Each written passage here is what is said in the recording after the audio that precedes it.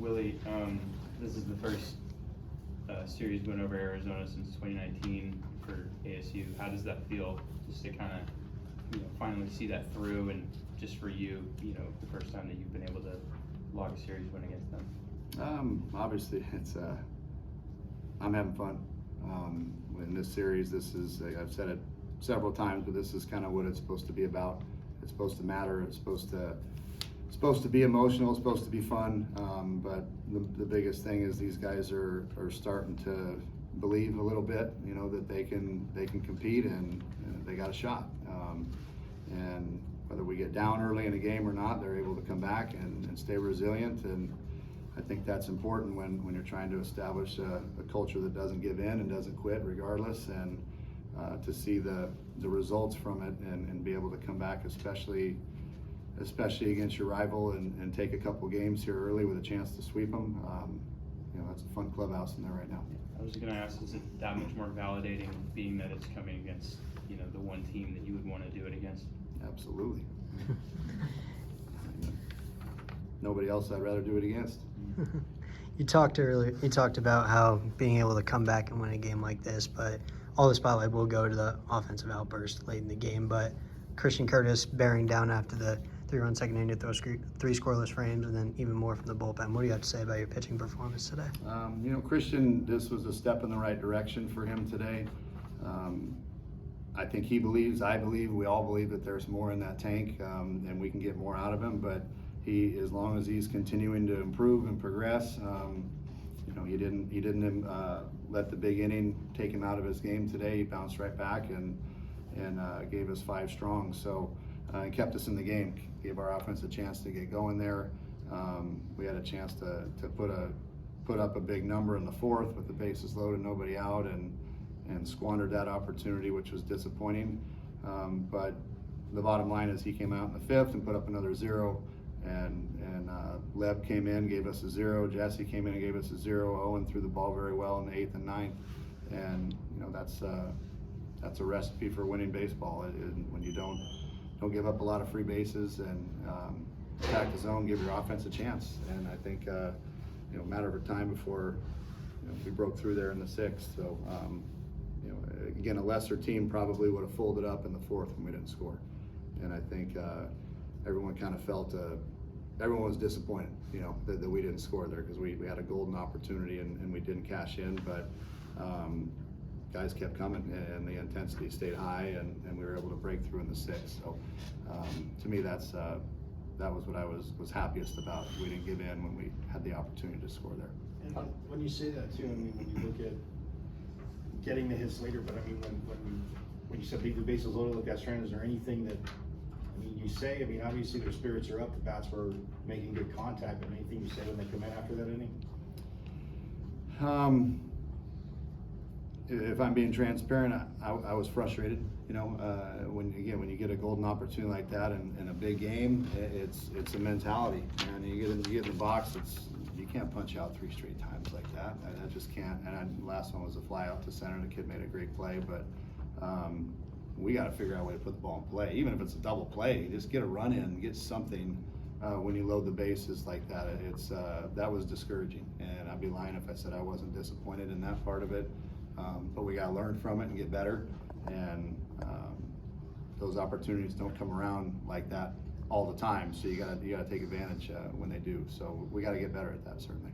How does it feel when you schedule in sequence a group of bullpen pitchers and then you get 3 scoreless frames out of them and it goes how you planned it? It's I guess it's a good feeling, because I had every bit of the opposite last year, where you're hoping and praying, and now you kind of have a little bit of a game plan going into it, and when it works out that way, it feels good. It's like, yeah, we're starting to hopefully learn our guys and what they're capable of doing.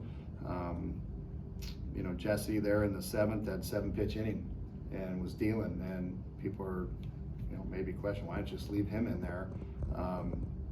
Sammy and I were debating on it, and at the end of the day, I said, no, this was the plan.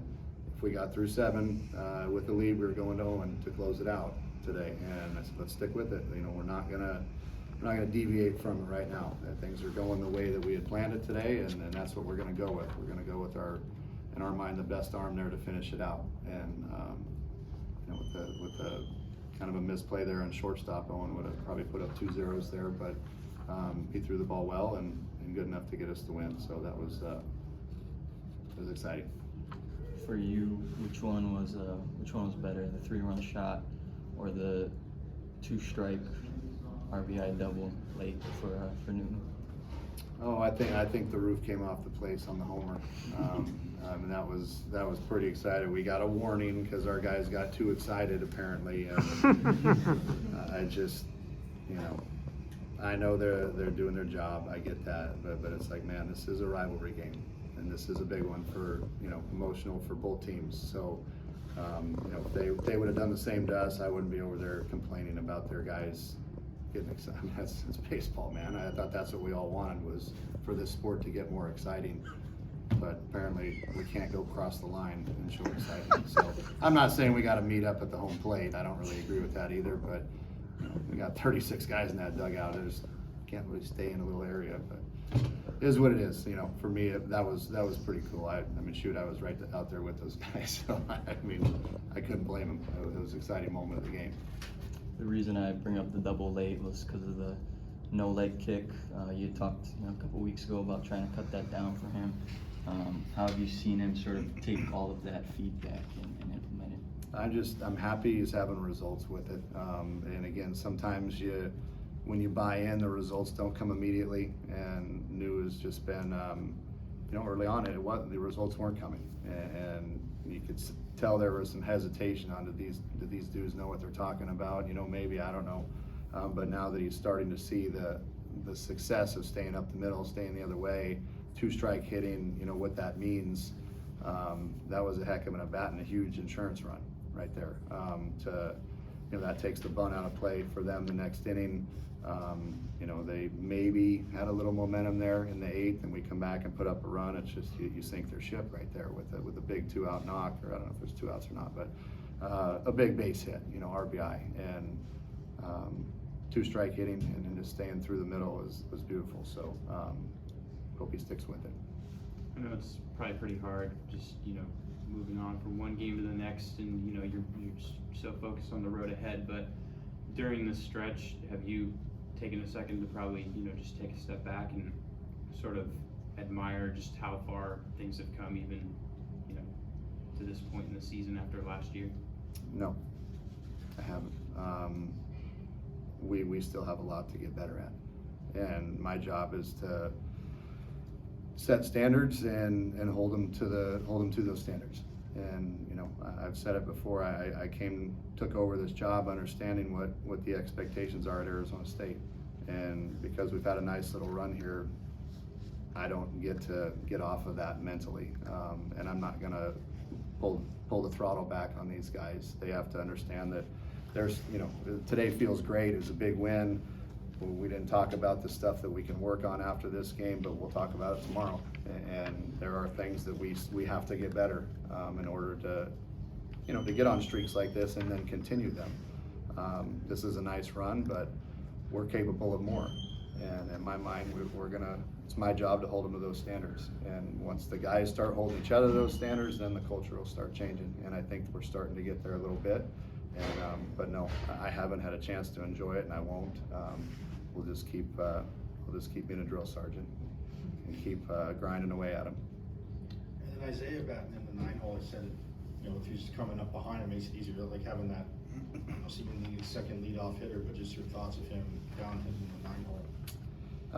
You know, Jax has been searching a little bit, and we all know he's capable of a little bit more than what he's doing, and or a lot more than what he's doing.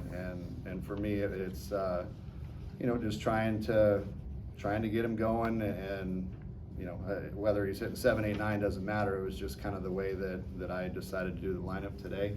And you know, Trey Newman's been swinging a good bat, and you know, you never know. I wanted to put him ahead of Jax today, and then have some speed, you know, in the 9-hole, and the biggest thing for him is just to continue to try and stay confident. And I get it. I've been there too. I've been on the interstate plenty of times in my life. So how to get off of it is to continue sticking true to who you are and staying aggressive to fastballs and fastball counts. And I think that's where he gets himself in trouble a little bit, is he's taking a lot of good pitches to hit. And it's like, man, you got to trust yourself, be confident, and go, let it eat, let it go. And even though he had a couple punch outs, he was taking a lot more aggressive swings today, almost maybe on the extreme side, but I'd rather have that, you know, and get him back into an aggressive mindset. So the fact he ended up getting a couple hits today and contributing in some big situations was a step in the right direction, but I think we all know there's more in the tank with him as well. When those results for you earlier in the season weren't coming, what were you sort of saying to yourself to sort of keep the opportunities going for him and sort of let him learn through the failures of that?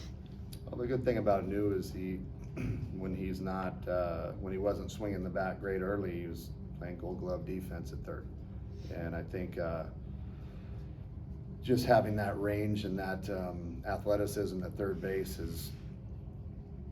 still puts him in the plus column on a daily basis, even though his offensive numbers weren't there at the time. You know, he's saving runs still on his defense, and you win games still by contributing on the defensive part of the ball, and that was extremely valuable. It is extremely valuable what he's doing over there on the corner, and now that the offense is coming around, it's a package player. You know, that's the kid we knew we were getting, and you know, we're just going to keep trusting him to do what he's doing and continue learning. And look, guys, there's a lot of freshmen in this lineup, and we're going to have some growing pains and speed bumps along the way, but that's where the leadership of guys like Keishel and Campy and Tobias and those type of guys, even to an extent of Willie Cano, just his leadership and has been putting together good at bats in that lineup, and you know, not always gets the results that he wants, but just putting together solid at bats. And to me, that's showing these guys how to continue going about your business on a daily basis. Whether results are good or bad, you got to keep going. And so hopefully these young guys are learning from some of the older guys. Ryan Campos had that home run, Rob, in left field, about middle of the game. I forget what inning, but you know, how important is it for you as a manager to be able to, you know, you have him behind the plate most nights, but to be able to put him in the left and for him to be able to make those kind of plays? Well, Campy's a lot more athletic than people give him credit for, and he can play second base if he needs to, left field, right field, and the great thing about Campy is he doesn't care where he plays. You know, he's like, wherever you want to play me, I don't care. You want to catch me, you want to play me in left, you want to DH me, whatever. He just wants to play baseball. But it's very important for me to, you know, to keep Trey fresh and keep him in the games and keep him going, and also keep Campy's bat in the lineup too. And you know, we got some guys that are scuffling a little bit offensively, and this allows to keep both those bats in the lineup with Trey and with Campy. You know, until we can hopefully get Raji back to swinging the way he's capable, and a couple of these guys getting hot again, then you know that's what we might have to do is you know, put Campy in left a little bit more often, and you know, go with the hot hand until those other guys start figuring it out again. So it's a nice luxury to have the flexibility to be able to do that. Thanks, Coach. Thank you, Coach.